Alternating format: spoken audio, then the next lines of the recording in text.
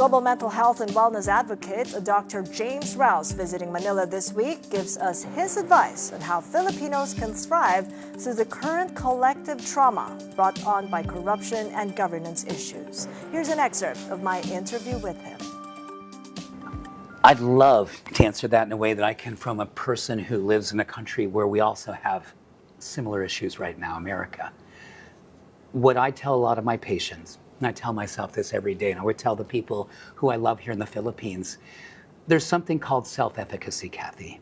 And what self-efficacy simply means is that the brain and our emotions work very strongly with one habit. And there's a part of the brain called the anterior cingulate cortex.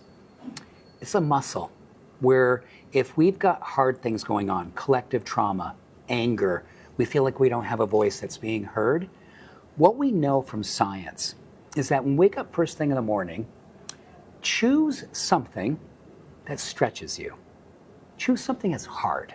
Like say, I don't walk in the morning, but I'm gonna start walking in the morning every morning. Here's why this matters. If you wake up in the morning and you watch the news and you get more collective trauma, more anger, cortisol levels rise. More anxiety, more anger, more pain, more all the things we don't want. But if you take a walk first thing in the morning and do it because you don't normally do it and it's stretching you, something you normally wouldn't do, the anterior cingulate tells the brain, be confident, be a leader of your own life.